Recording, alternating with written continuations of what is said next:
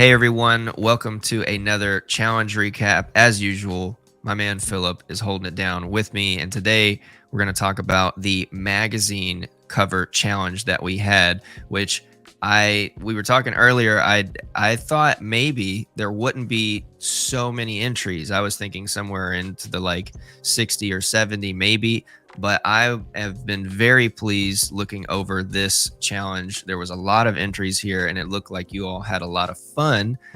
So I'm going to bring up the challenge. Philip and I have gone through the brief a couple times. Then we've also looked at entries a couple times.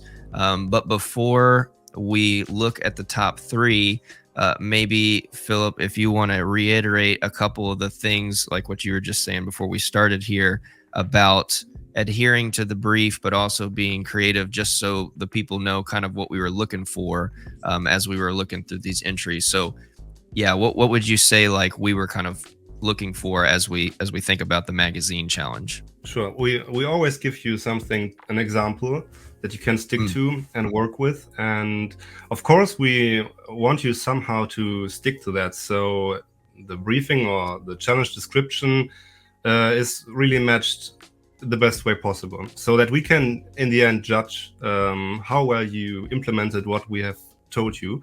But we also are looking for solutions that are a little more out of the box, so you have all these description points there, but you understood them in a way that you give yourself some creative space, and we see this and we realize it, and we value it. Yeah. So it's really hard for us sometimes to judge if a thing is really good, but it's just not matching the description, or is really close to what we already delivered to you. And then we think, okay, difficult to say what is the own work here. It's not meant in a negative way, but it's just hard to judge this way.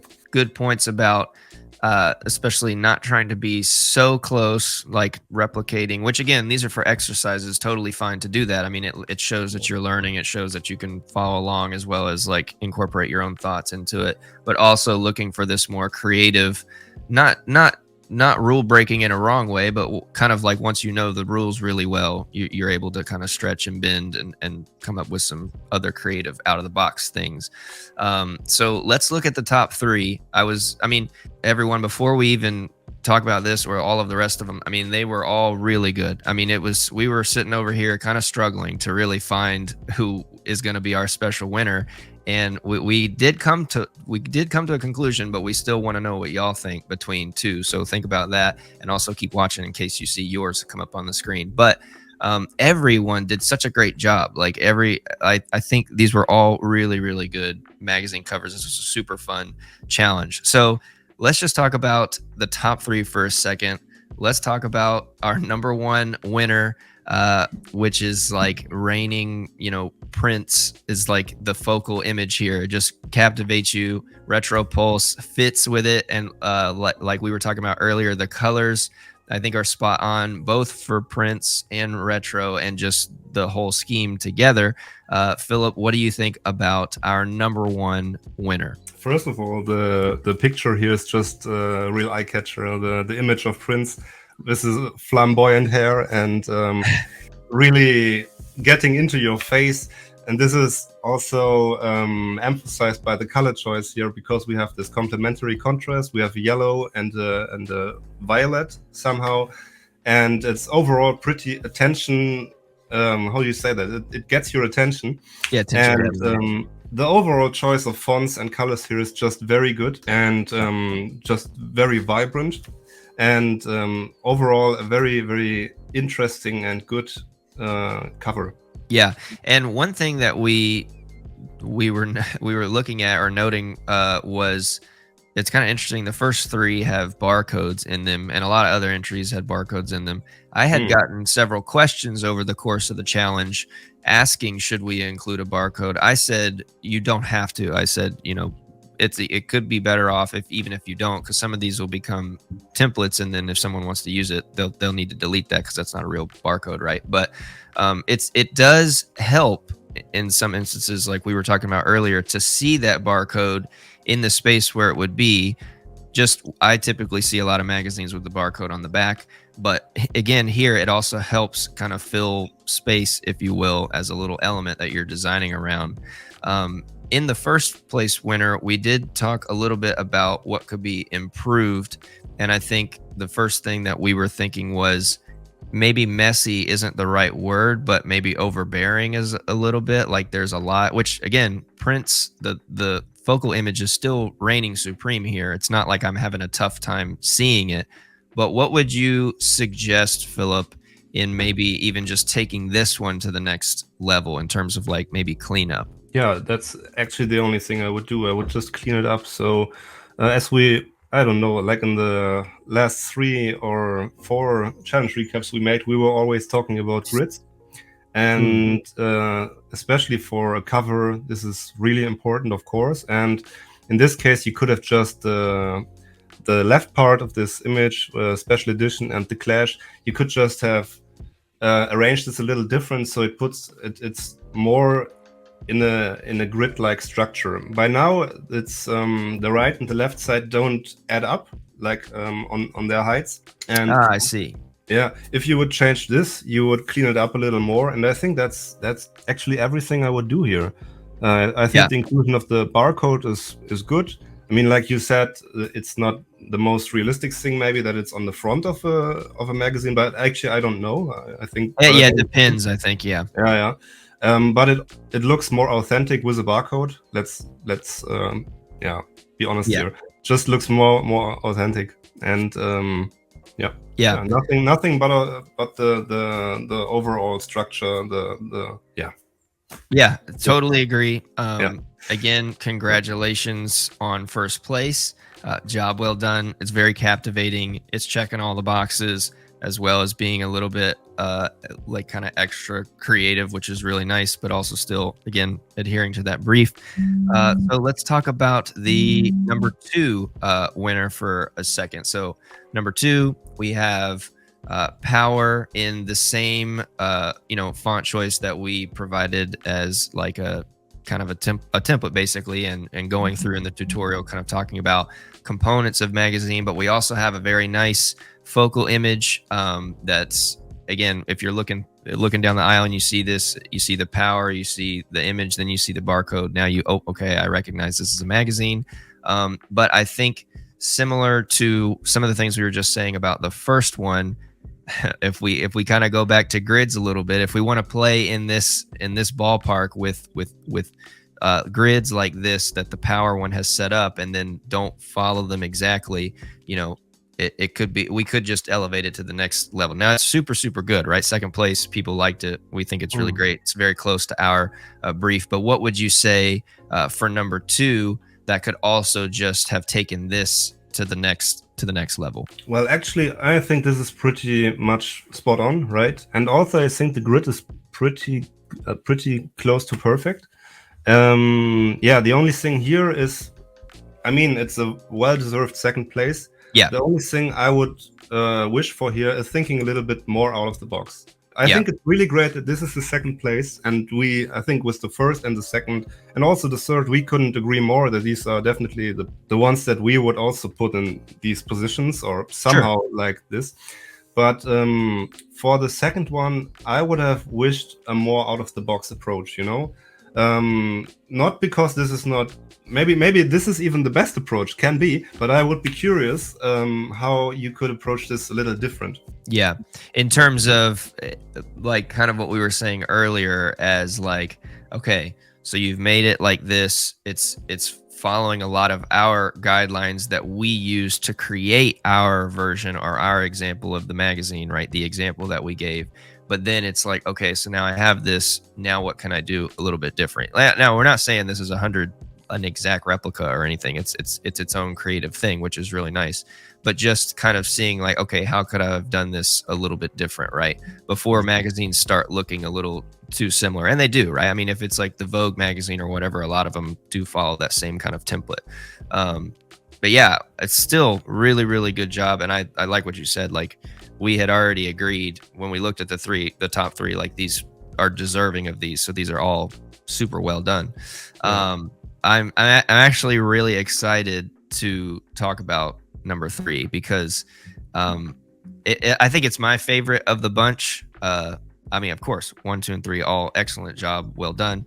But 3 is like has taken that out of the box thing in our mind, the creative approach here, while still adhering to the components of a magazine cover. So, what are your thoughts on number 3?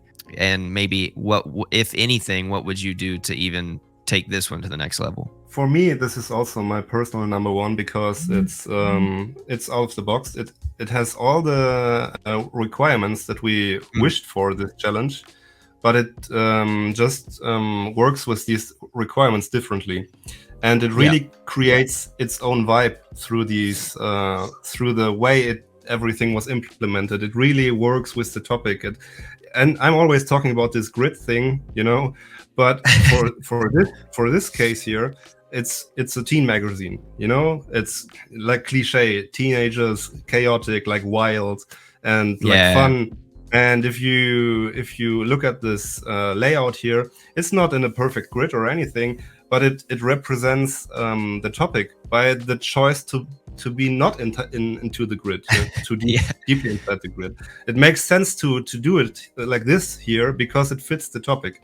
And also the color choice is great. It's perfect. It's really like really vibrant, nice colors that fit the topic, and also the graphic elements, the wonkiness, and the energy of this is it's just a perfect match for a teen cover, for a teen magazine. And it also is in between this playfulness and also the seriousness that you already have when you get older, you know. So I think it's just really as its own design, it's really just perfect for the topic. And this is also something that we are looking at. How well does your design fit the topic? It's also very important.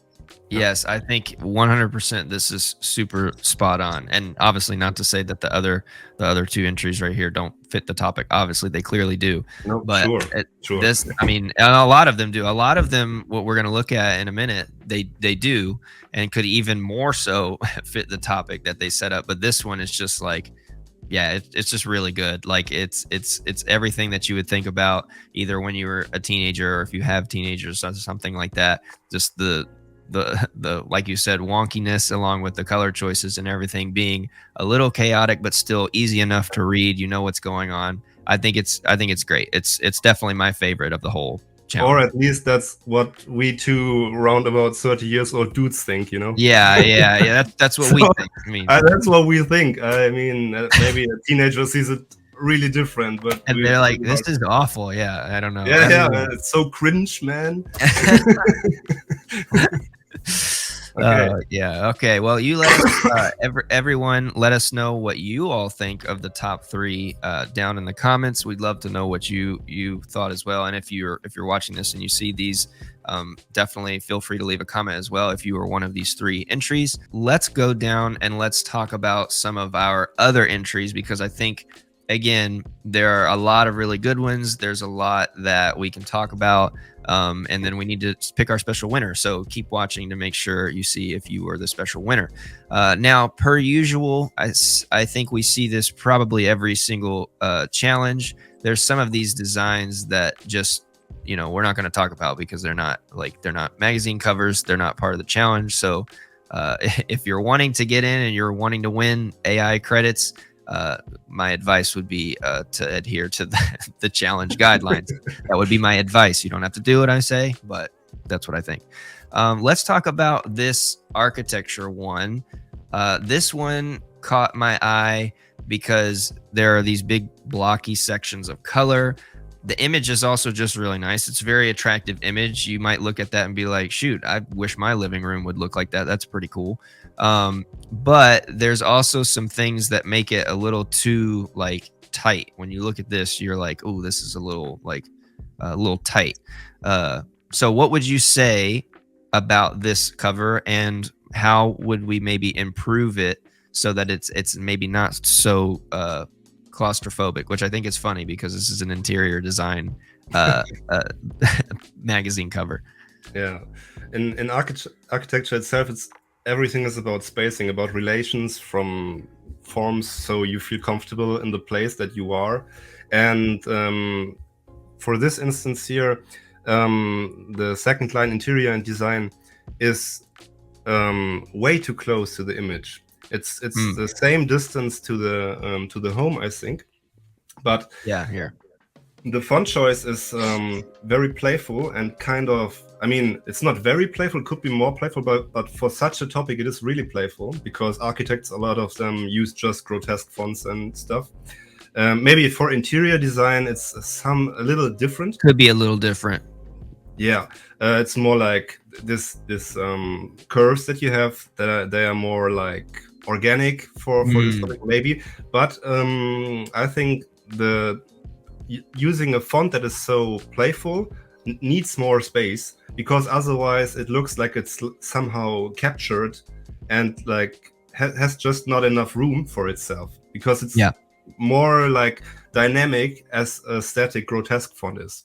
So you need to, if you would try to do this with a, I don't know, with a Dean font, for example, I think this would work way better with the small spacing, as if you would take a font that is so that is more wild, you know? Yeah.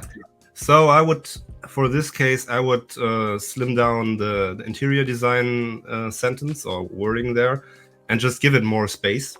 Yeah. And that's for the top part. The center part is fine. I think you can find a different solution for the typography here, but it's fine. You can do that, even though it doesn't really have an anchor point. When you architecture is really always about grid 2, by the way, and you don't really have a point, a fixing point for the gallery crawl and the sentence beneath it. So it's kind of like randomly in place there. At least I can't really see why it's sitting there. But probably it's because it's where it's the white spaces, so you can read it on the white. Yeah, sure. But yeah, you should actually take more take the grid more seriously in this case. But yeah, that's definitely the contrast thing. So that's fine. I don't want to talk about that too much. But the bottom of this is just too messy. No offense at this point. It just needs more cleanup. Sure. Like you have this this art and architecture, and then you have this sentence that is just put on the top right of it, but it's not like there is no fixing point for it. Yeah. So I think maybe it's more or less the center where the end and the end symbol and the sentence are like lining up. I see. I see. Yeah. Maybe, but all in all, it's just not clean enough. So I think if you would have put these both on top of each other, would have been way better for the, or to have a clean cut somehow. I mean, the art and architecture below there is somehow some kind of a logo itself, you know, the A for A art, being big. for architect. Yeah. It's more kind of a logo, and it's, yeah, it looks like this cover has like two logos. Like the home is the main. I was getting ready to say, yeah. And the bottom is like the second brand of this thing. I don't know. I was getting ready to say that this, like, there's a little bit of a power struggle. Which one is most important? Is it home, or is it this A that's the same for art and the same for architecture? Yeah, absolutely. I mean, you have this size difference, so the power structure is somehow implemented, but yeah, I think that's, like Drew already said, they are kind of going against each other, and this is something you could definitely improve.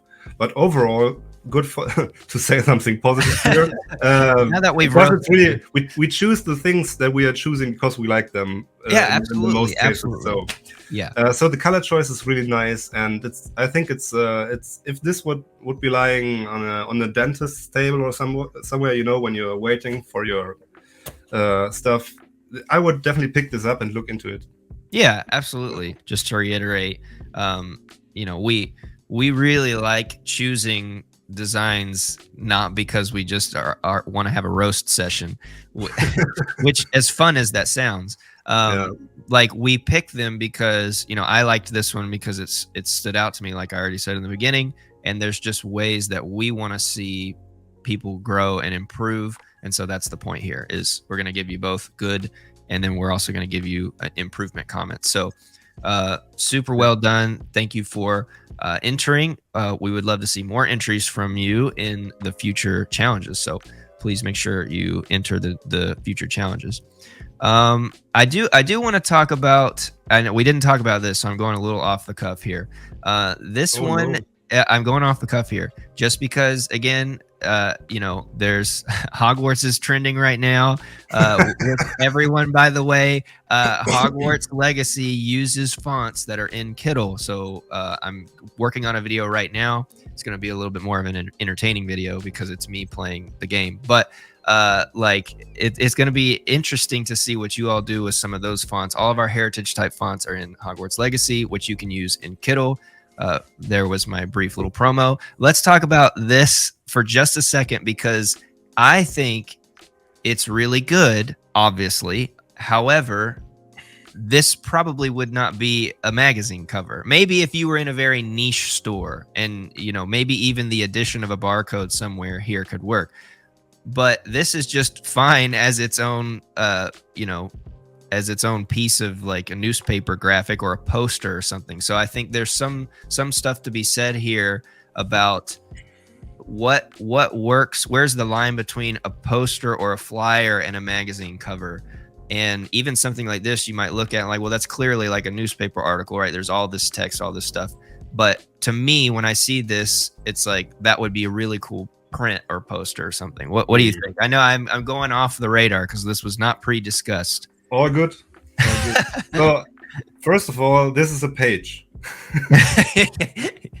Yes. So this is a page. This might be the second or third page in a magazine, and depending on the topic of the magazine, it's definitely a very, very cool, nice looking page.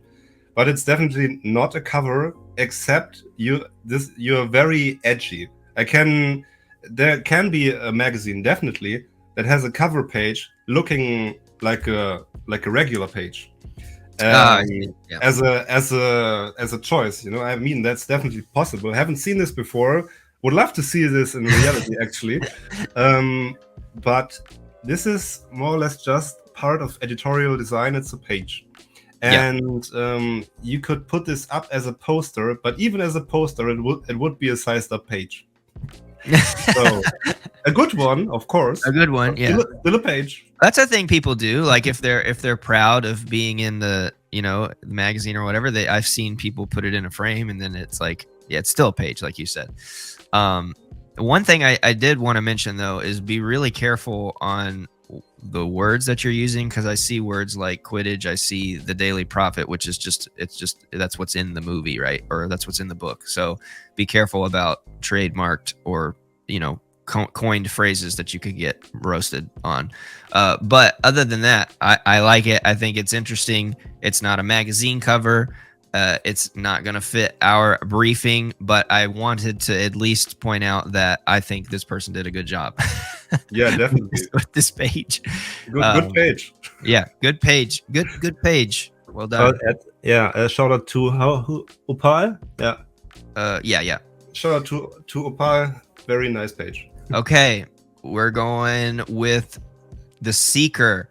Body, soul, and spirit, total wellness and healing. Okay, so I think that the image here is focal. I understand the two hands. It matches enough, I believe, with the text that says Seeker, maybe even a little bit more so with body and soul and spirit. Maybe this person's doing like a yoga pose out with their hands or something. We've got this weird shape in the middle that's happening because of text. And I think there's a lot that could be improved here. So what would you say for this magazine? Now, again, we chose this because we like it and it has a lot of potential. So let the roasting begin. So I just want to read real quick what the person has written for that. Okay. All right. So first of all, it's way too much information for a cover page. Yeah. In general, you should think about what are the main topics of my magazine here.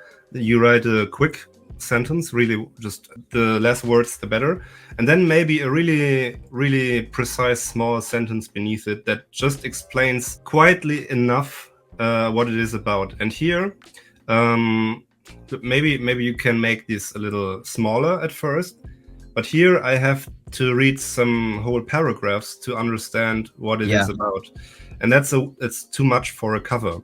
But what I think is really good here is the color choice and the solutions that this person used to make this picture work.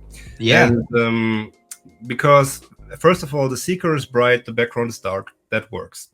Then beneath that, you have some bright small font, and this person used a surface, a colored surface, to not have the problem that you can't read this this bright colored font on the really bright background that is coming up from the sunset beneath it.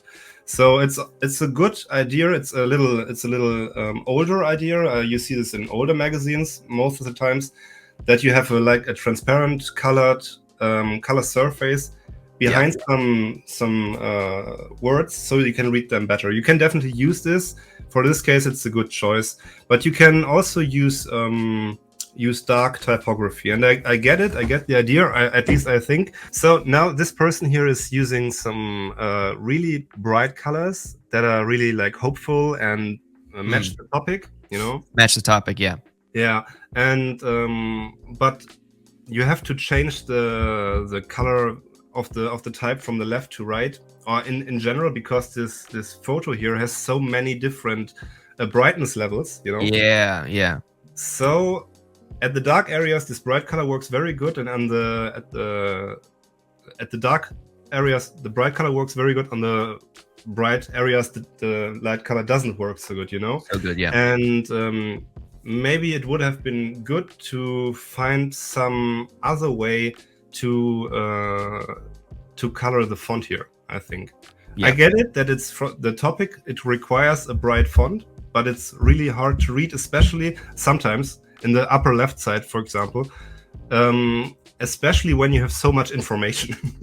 Yeah, I agree. I think that you don't need to be you don't need to be so worried about providing all that the magazine offers on the cover. So I think that you could have first of all, we've got a special featured segment in square in blue. That's already one piece of text. Then we've got 1, 2, 3, 4, 5, 6. We have 6 subheadings with then subtext below them. I feel like even picking your top 3 most important, what you think would be in the magazine, is certainly enough. And then I've also seen certain magazines do this, where on the opposing side is like article names with just page numbers. So there's no extra subtext. It's just like if you really think it's so important that you have so many articles that need to be read, smaller, you can still have the headlines of the titles of those articles with dot page number or something like that. Then you don't have tons of sub-explanatory text underneath it. But I agree, there's also other things you could try out because of all of the brightness levels, the scale of this cover having across the grid of so many colors.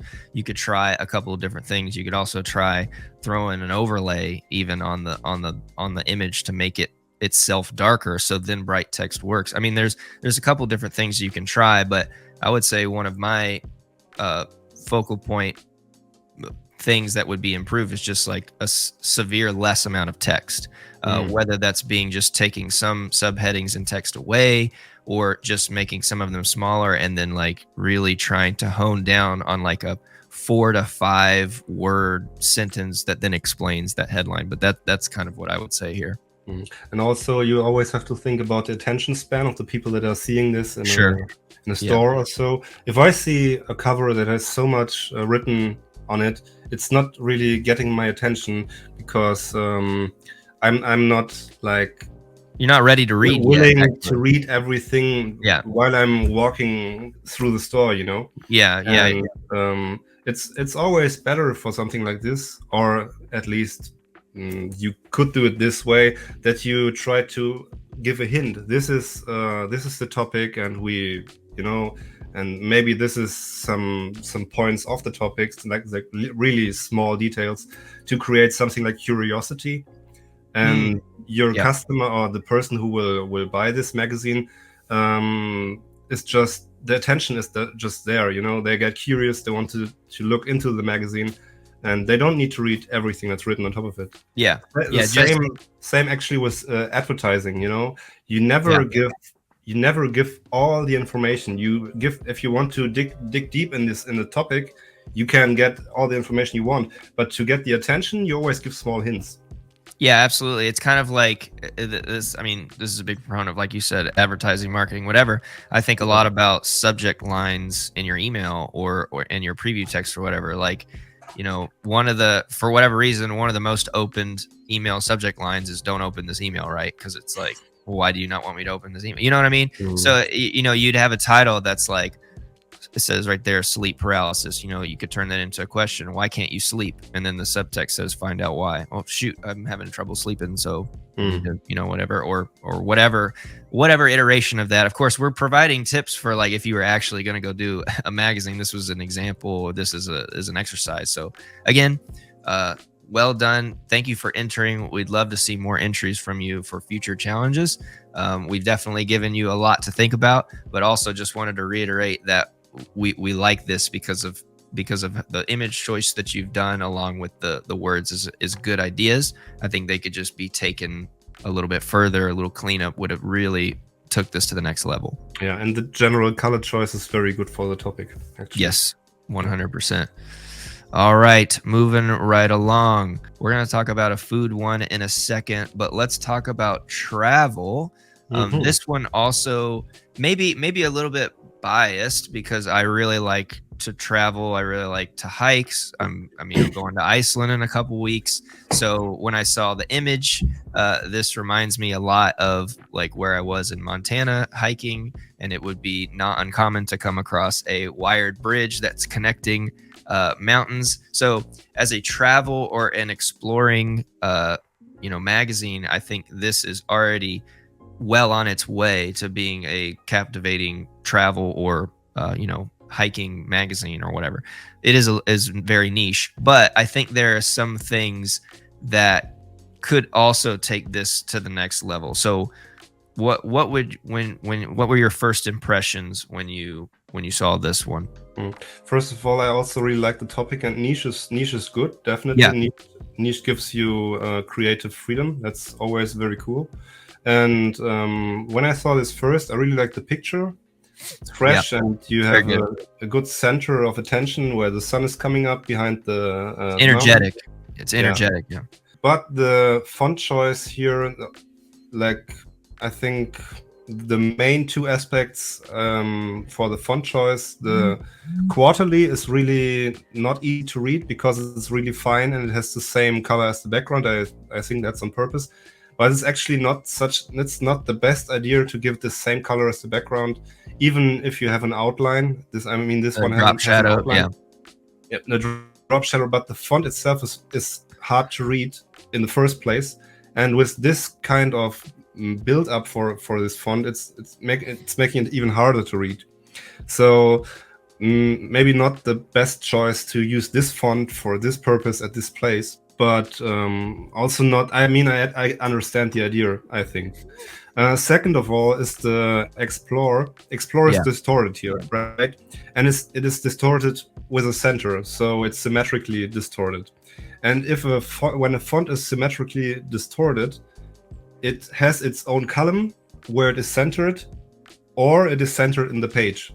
And here right now, it's like symmetrically distorted, but it's on the left. And this is kind of unbalanced, you know. It would have been better if you would have made this just straight and use maybe one of our adventure fonts, by the way, or or you put it in the center. But with the picture, of course, you can't really put it in the center here. So sure. I would just go without the distortion that you have on the left. And also if the whole part beneath it, everything is centered. You would clean up the whole thing much more if you put everything on the left here. Left, justified left, yeah. When you go in a direction and you say, okay, I want to center things, then you need to, or you don't need to, absolutely, the teen topic didn't do it actually. but in general, it's good to stick to some principles. If you want to go centered, then center everything, and if you want to go on a side, Yeah, then center everything yeah. to the left or to the right. Otherwise, it gets like it is inconsistent. You know, the top is centered, then you have something on the right with a really dynamic font, and then you have something that is actually centered, but it's on the left. And maybe by this explanation, you notice how much is going on there, even though it's just font. You know, it's just Sure. text. But you could, if you would clean this up and choose another font for quarterly. I know what there is written, but I have problem reading this actually. Yeah, it's quarterly. Yeah. Yeah. Right. If you would choose another font for that and put everything in a little more structure, it would be really good. Yeah. Yeah, I agree. I mean, the image here is already doing a lot of work, which is really good. And it's tough to fight with trying to have things in the center if you're going to use this focal image, which is already really nice. I might have even bumped it over to the right a little bit more so that the person in the bridge is over to the right a little bit more, which then gives you most likely a little more dark area on the left, which then cleaning up, justifying left everything, taking the distortion off Explore, maybe even making it a little bit smaller and maybe using a rugged or adventurer font. Then we have a little bit more dark space on the left. Then we have everything justified left. It's very easy, clear to read. I might also take where at the top left, it's really tough to see. It says January 23, number 23. I might drop that all the way down to the bottom where it's darker after maybe moving that image over to the right a little bit. So you have a little dark area in the bottom left that then could say January 23 issue or number 23 or whatever. But yeah, all in all, I think this is really good. Clearly has a lot of potential. I think it would captivate a lot of people that are into adventuring. You would probably see this in an adventure store or something. If you went into like REI or something like that, this would be a common magazine I think you would see. So job well done.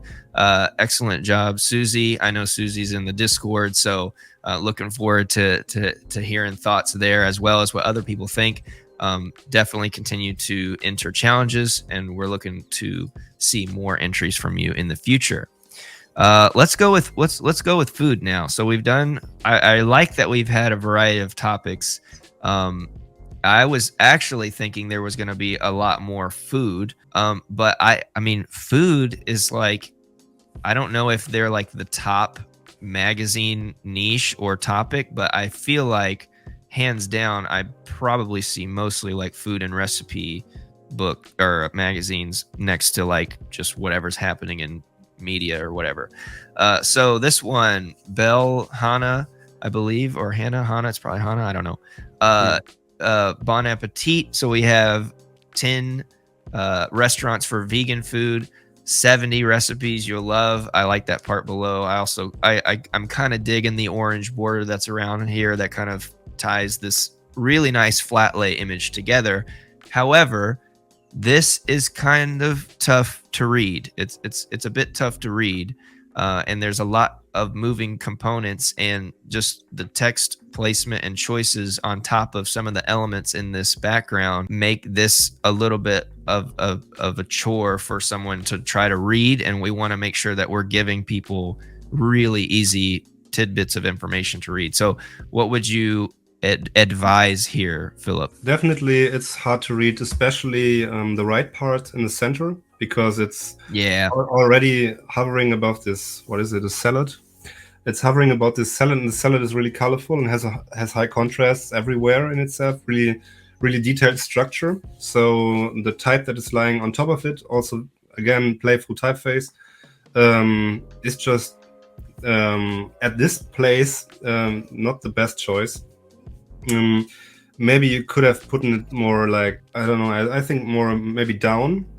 But in general, we have a high variety of font uses here that is quite top for the topic. It's quite good because food is colorful and diverse, and so you can represent this in your graphic design, but it's a little bit too much. You you have some things that are on the right, and the top of it is on the left position, you know. Then something is really close to the edge, other things are not.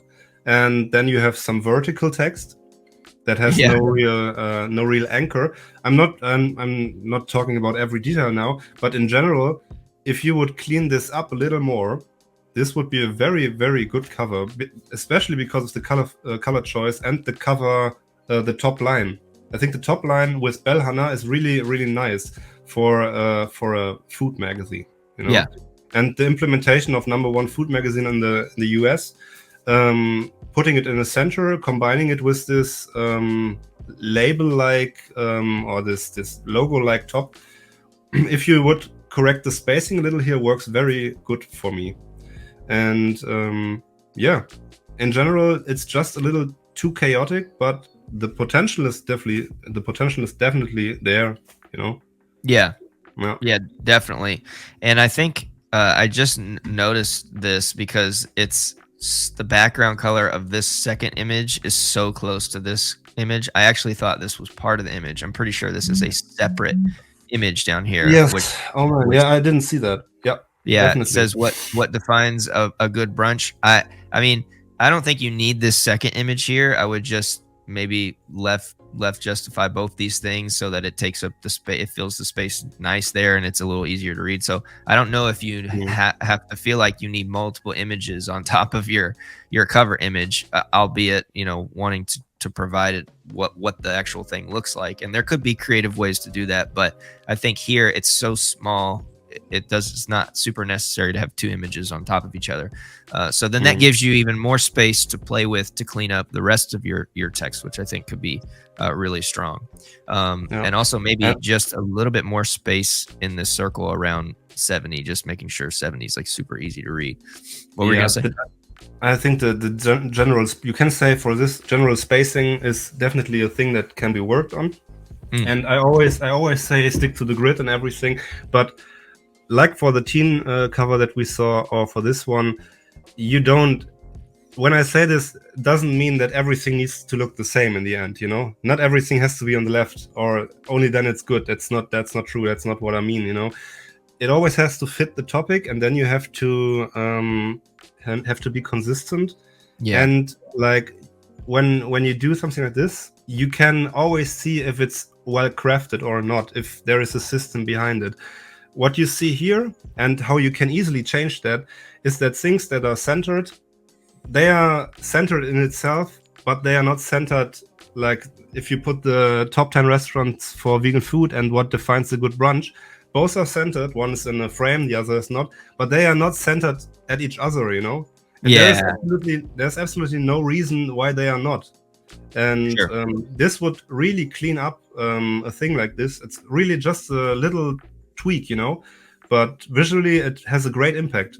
And I just want to make this very, very clear that I do not mean that you have to really just stick to one side or so, but if you choose to go in a more like free way of creating, find some rules in between this freedom, you know, so it is more, it's calmer and more pleasing to the eye, and it's easier to read. 100%. I agree. I think that's very good advice. And again, it's already very captivating. It's well thought out. I think there's just these little improvements would take it to the next level. So thank you so much for entering. I hope those comments were helpful for you. Definitely keep entering the next design challenges. Man, there are so many good ones, actually. Yeah, there's just a lot of good ones. Oh, I think we did want to talk just briefly about this one, but just so you guys see, I mean, look, like if you haven't gone and checked out the challenge page, just go check out a lot of these entries that we just don't have time. I mean, we've already been talking for 40 minutes. Like we just don't have time to talk about all of these, but a lot of them are really good. So maybe go drop a comment on some of your favorite ones, give them a like let the person know that you like the cover, because a lot of these are really good. But we did want to talk about this one for just a second. So yeah, I mean, I see volume 1, I see issue 1. Clearly we have big type and we have a focal image there in the back, but what would you say? I mean, we're not necessarily in the magazine wheelhouse at the moment here. Yeah, same as with the page that we saw before. This is a good one, but this is more a poster. You know, Yeah. if your magazine is really established and you are existing for like 20 years and people know your content, sure, you can go really bold and do, hey, that's my magazine, that's the name and that's the picture. Goodbye. Goodbye. You know, but if I from this perspective, he says ultra minimalist magazine cover challenge submission. Yeah, it is ultra minimalistic. It's so minimalistic that I don't know what this cover is about. Yeah. You know, I don't know what I don't know what the magazine is about. Yeah. The brand, like what is the Yeah. niche or the topic? Yeah. At least one or two informations would have been great to make this a really good cover, and also to make this less of a poster, because a poster is here. It's for a poster. It's really, really important that it's attention keeping and that it's somehow pleasant to what we want to see. And this one is definitely. And the poster doesn't need so much information, but a magazine needs a little more information.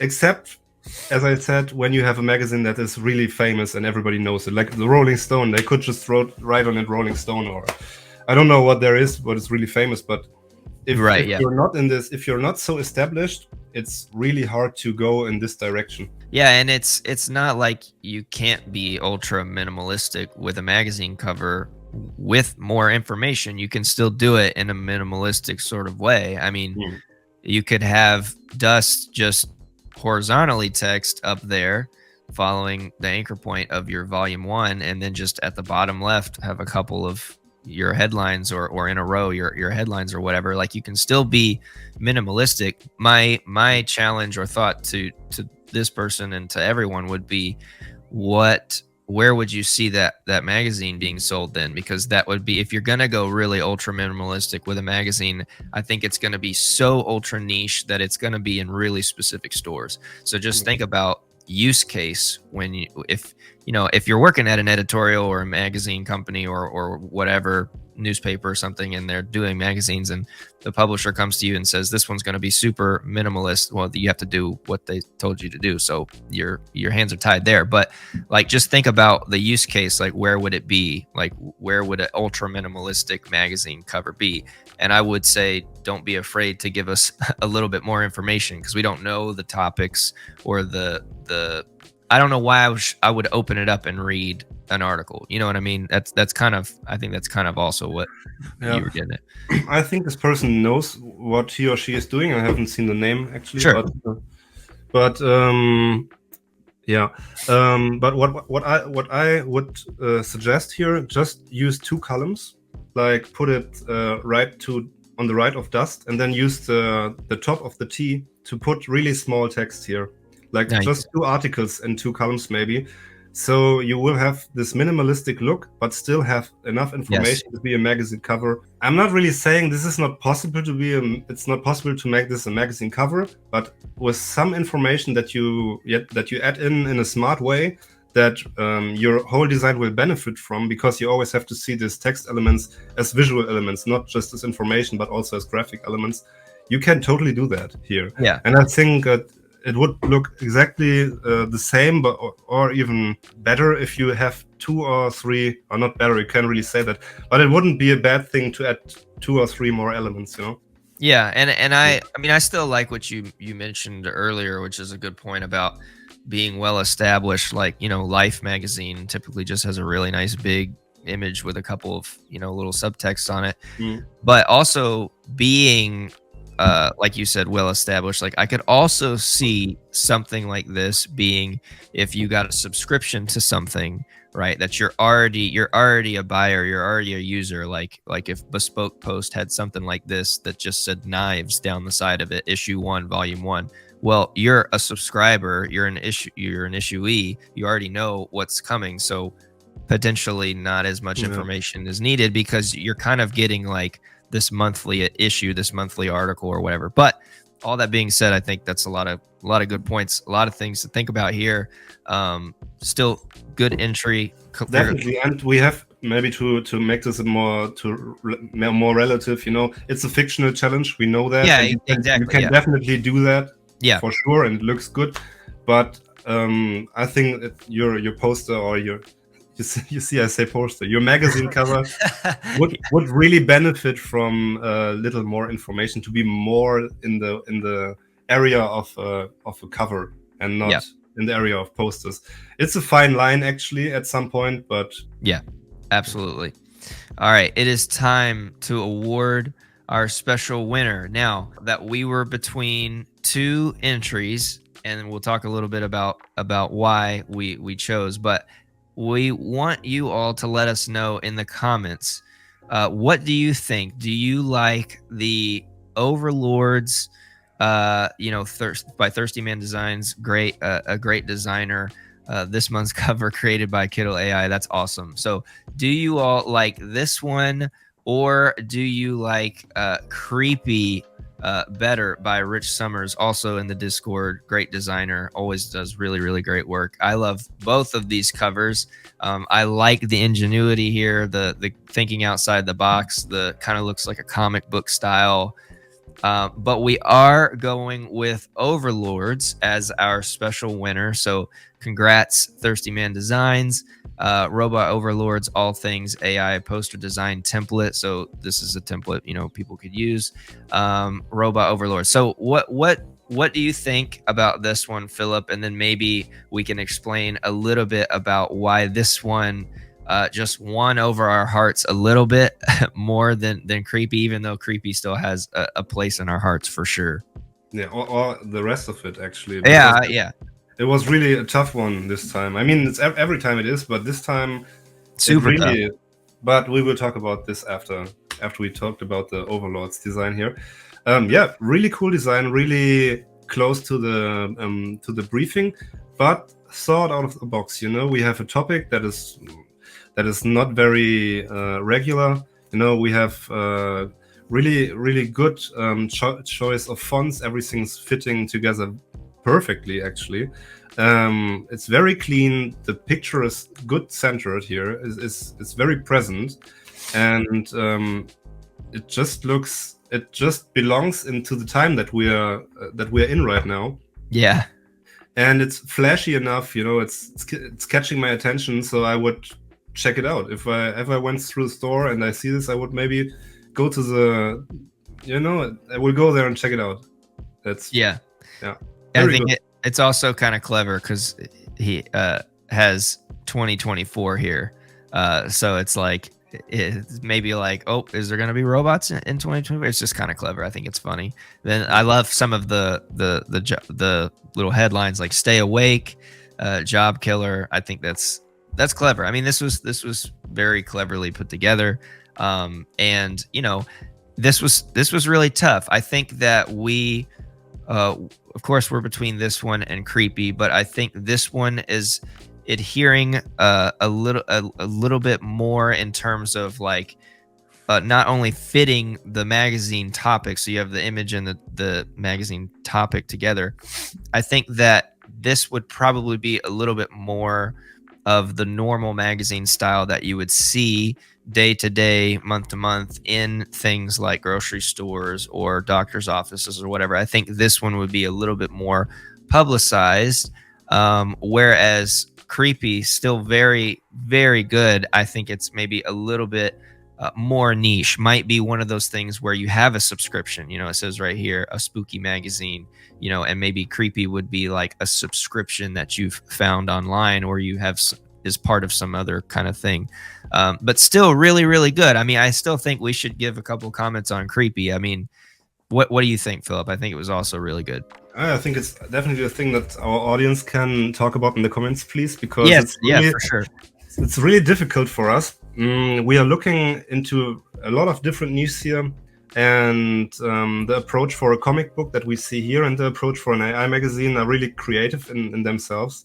And they also, both of them, implemented our briefing or challenge description very well.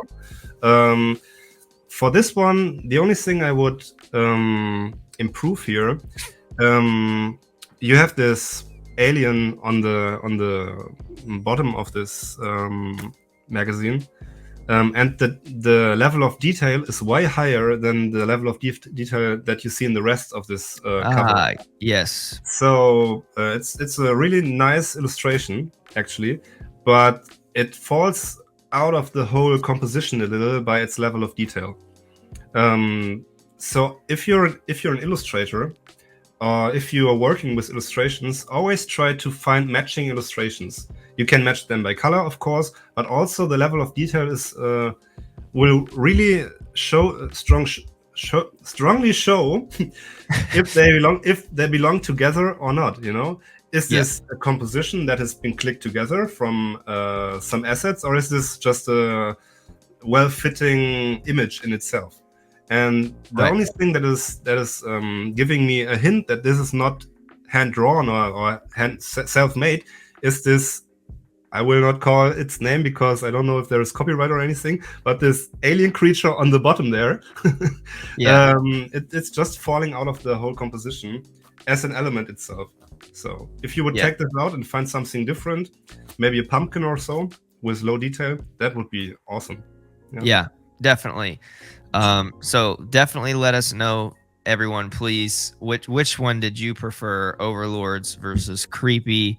I think they're both really, really good. But I mean, just as we land this plane here, I mean, there's just a lot of good ones. I mean, I know some of them are you know, entries from the same person. You know, people can submit a couple more designs than just one, but I think that I was just super impressed with this challenge, and it's been really nice to see people grow and get even better at their design skills, as well as and maybe we can plan more things that have more text in them, because you know, text is very important. So it looks like a lot of people had a lot of fun putting text together in different ways on this challenge. So I would just want to say a job well done to everyone.